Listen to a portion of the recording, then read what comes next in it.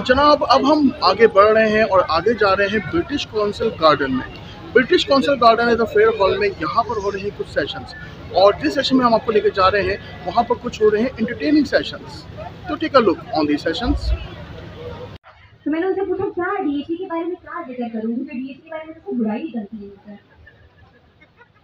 और सर आप बताएं कि डीएटी का ये चीज फ्री किधर है, कहाँ मिलता है? ये ऐसे तो नहीं मनोड़ा पे बनाया है या बनाने का आप शुरू कर रहे हैं? समझ नहीं आ रहा डीएटी कहाँ तक फैलता जा रहा है। फिर डीएटी रहेगा फिर कराची नहीं होगा। बट हाँ, रिज्यूम करते हैं। So I was talking about matric system. तो हमारे मैट्रिक वालों के ना पेपर होते हैं, ओ लेवल वालों के एग्जाम्स होते हैं।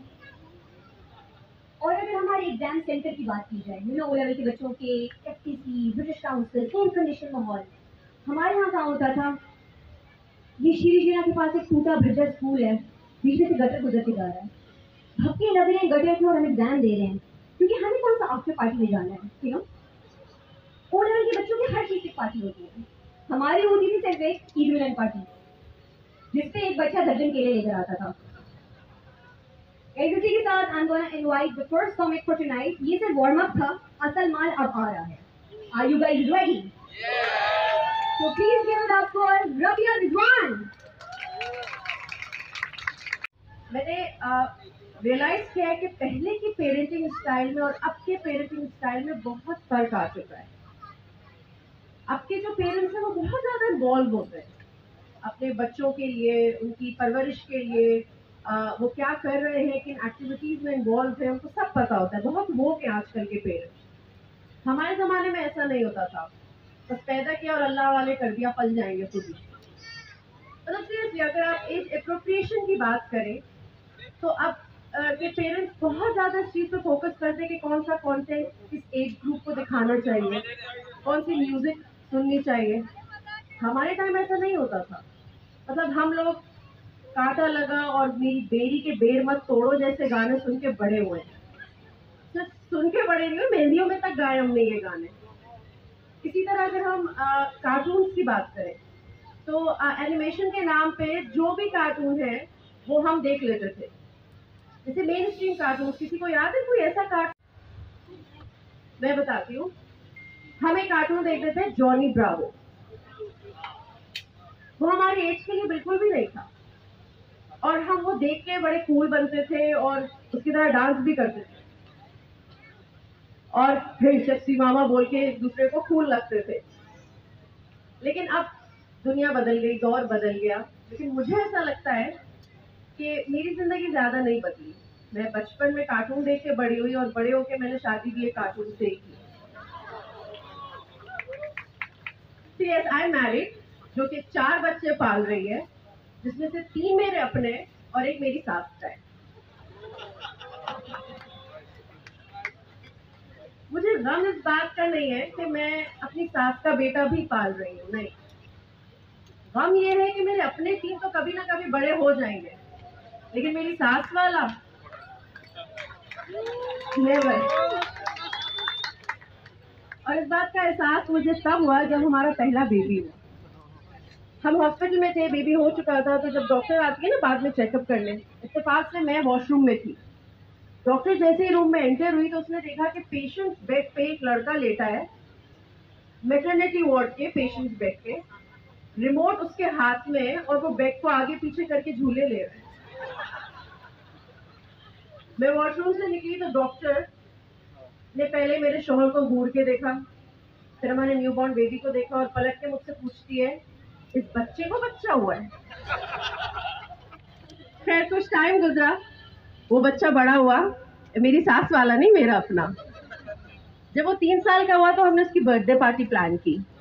सारी अरेंजमेंट्स मैंने की। मेरे शौहर का सिर्फ एक काम था, to order a cake. Cut to birthday party पे सारे मेहमान जमाए, केक काटने का टाइम आया तो हम केक बॉक्स लेके आए। और जैसे ही मैंने केक बॉक्स खोला तो आप गेस करें मेरे शौहर ने किस कार्टून का केक बनवाया होगा? Johnny Bravo. 3 साल के बच्चे के लिए मेरे शौहर ने जॉनी ब्रावो का केक बनवाया था। मैंने अपने शौहर की तरफ देखा, मासूम शक्ल बना के अपने कंधे उचका के कहता है, तुम्ही ने तो कहा था कार्टून केक, कार्टून तो कार्टून होता है। और वहीं मेरा 3 साल का बच्चा कंफ्यूज्ड खड़ा है कि ये बेन 10 की थीम पार्टी में ये कौन से अंकल हैं। उसने पूछ लिया तो मेरे शौहर साहब जवाब देते हैं कि ये बेन 10 का नया एलियन है, क्योंकि अब तक उनको रियलाइज हो चुका था कि भंड मार चुके। तो मेरे बेटे ने पूछा इसकी क्या सुपर पावर्स है, तो आगे से जवाब आया चिक मैग्नेट। खैर उसी जॉन ब्रावो को हमने काटा और उसके हिस्से हमने मेहमानों में तकसीम कर दिए।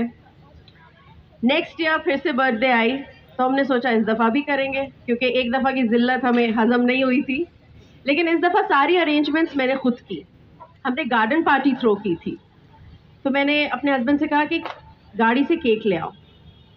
तो उसने सोचा इस दफ़ा केक कैसे ख़राब करूं,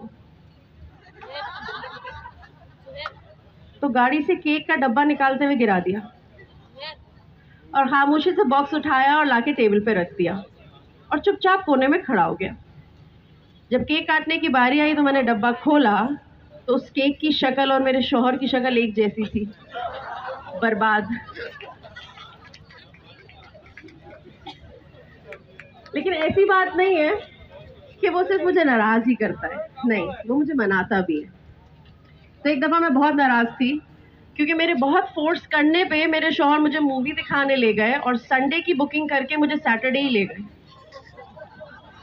तो बिना मूवी देखे जब हम घर वापस आए तो मैं बहुत तपी हुई बैठी थी। तो my husband came to me and he said कि मेरे पास एक तुम्हारे लिए सरप्राइज़ है। मुझे ज़बरदस्ती बेडरूम तक ले गए। अब मैंने सोचा कैंडल लाइट्स होंगी, म्यूज़िक चल रहा होगा, माहौल होगा, लेकिन व्हेन आई एंटर्ड तो आई सॉ हमारे बेड पे एक वाइट बेडशीट बिछी है और उस पर मेरी ही लाल लिपस्टिक से बड़ा बड़ा लिखा है आई एम सॉरी।